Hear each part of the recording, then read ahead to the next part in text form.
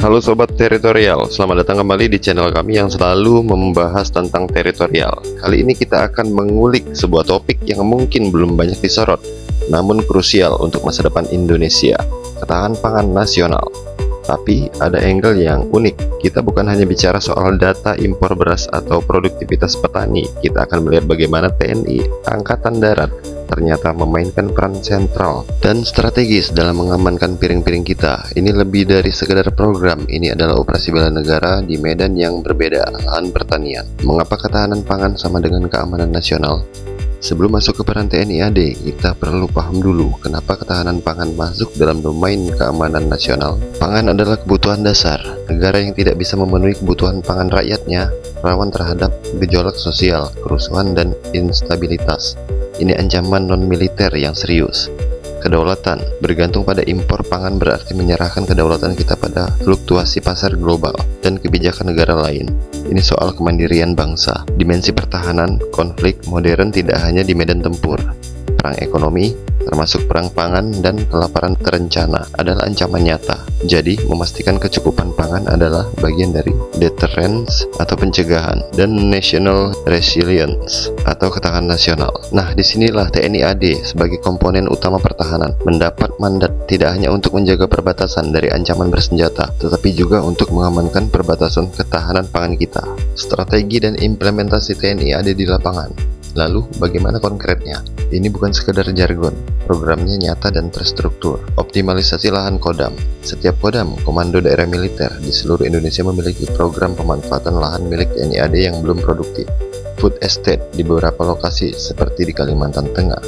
Bekerja sama dengan Kementerian Pertanian, di mana TNI AD terlibat dalam pengamanan, pembukaan lahan, logistik, dan pengawasan proyek. Lahan aset TNI AD di berbagai daerah yang dikelola menjadi kebun sayur, buah, atau ternak oleh prajurit, baik untuk konsumsi internal maupun mendukung pasokan lokal. Pemberdayaan masyarakat. Program TNI Manunggal membangun desa. Ini jantungnya. TNI AD tidak bekerja sendirian. Mereka menjadi katalisator dan fasilitator untuk masyarakat desa. Bimbingan teknis prajurit yang memiliki keahlian pertanian. Banyak dari mereka berlatar belakang petani, membagikan ilmunya. Pembentukan dan pendampingan kelompok tani, membantu petani lebih terorganisir. Penyediaan infrastruktur dasar, bantuan pembuatan irigasi sederhana, jalan usaha tani, bahkan penyediaan bibit unggul. TNI AD punya jaringan logistik yang kuat untuk mendistribusikan bantuan ini ke daerah terpencil. Penanganan krisis dan bencana. Saat terjadi bencana alam yang mengancam ketahanan pangan lokal seperti gempa, banjir, gunung meletus, TNI AD adalah first responder yang tidak hanya mengevakuasi korban, tetapi juga mendistribusikan logistik pangan dan membantu pemulihan lahan pertanian yang rusak.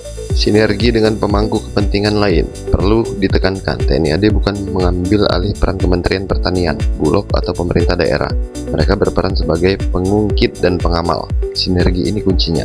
Dengan Kementan dan Bulog, TNI AD membantu di hilir, di lapangan, memastikan program pemerintah pusat sampai ke petani di ujung terjauh. Mereka juga mengawasi distribusi pupuk bersubsidi agar tidak diselewengkan. Dengan Pemda dan swasta, menjembatani program dan menarik investasi sektor pertanian ke daerah. Dengan akademisi atau universitas, mendatangkan pakar untuk pelatihan prajurit dan petani binaan. Tantangan dan kritik. Tentu, program sebesar ini tidak lepas dari tantangan dan kritik. Isu militerisme sipil, kekhawatiran ekspansi peran militer ke ranah sipil yang terlalu dalam, kapasitas dan keahlian. Apakah semua prajurit kompeten di bidang pertanian modern? Pelatihan berkelanjutan sangat dibutuhkan. Keberlanjutan, sustainability. Apakah program akan bertahan jika pimpinan TNI AD berganti? Ini perlu menjadi program negara, bukan hanya program institusi. Transparansi pengelolaan lahan. Pengelolaan lahan aset TNI AD untuk food estate harus transparan dan memberikan manfaat nyata bagi masyarakat sekitar, bukan justru menimbulkan konflik agraria. Jadi, sobat teritorial, peran TNI AD dalam ketahanan pangan adalah contoh nyata dari konsep pertahanan semesta, di mana seluruh potensi bangsa termasuk kekuatan militer dikerahkan untuk membangun ketahanan dari akar rumput. Ini adalah bentuk bela negara yang paling aplikatif, mengolah tanah untuk kemandirian bangsa. Apakah pendapat kalian? Apakah peran aktif TNI AD di sektor pangan ini efektif atau ada risiko yang menurut kalian harus diwaspadai? share di kolom komentar ya. Jangan lupa like, subscribe, dan nyalakan bel notifikasi untuk bahasan-bahasan menarik lainnya tentang Indonesia. Jika ada saran topik, tulis di kolom komentar. Sampai jumpa di video berikutnya. Jayalah pangan Indonesia, jayalah pertahanan nasional. Salam teritorial.